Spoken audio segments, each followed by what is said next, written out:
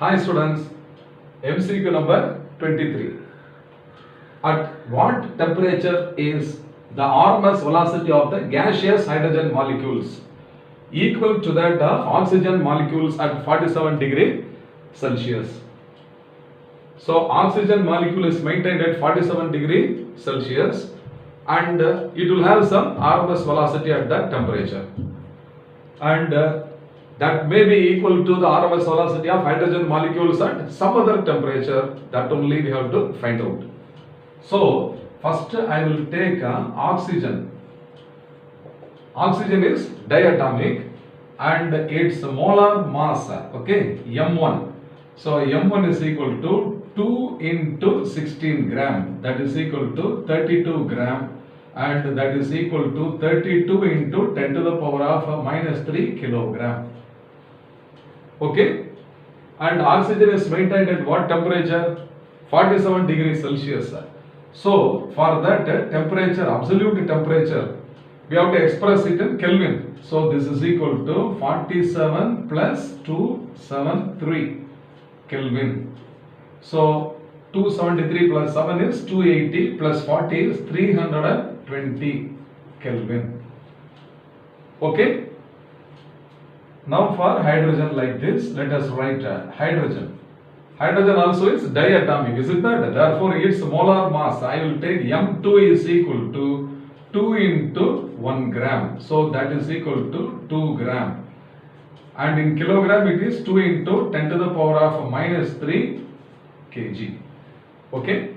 And its temperature T2 only has to be determined.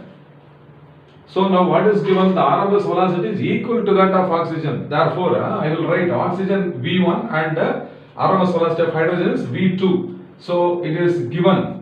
It is given that V1 is equal to V2. Okay. Now RMS velocity. So VRMS, I am going to use this expression 3RT by M. So using this, for oxygen it is V1, okay, V1 is equal to V2. So square root of 3RT1 divided by M1. And for hydrogen, this must be equal to what? Square root of 3RT2 by M2. So which factor get cancelled? 3 and gas constant R. So on both sides 3R get cancelled. So square root of T1, okay, by M1 must be equal to square root of T2 by M2.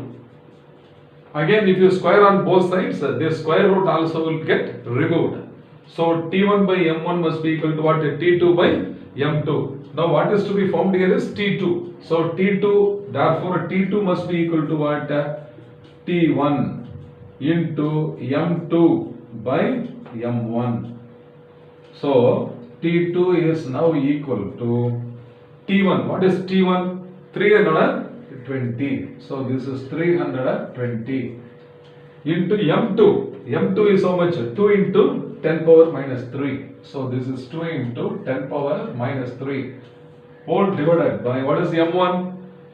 M1 is 32 into, okay, so 32 into 10 power minus 3.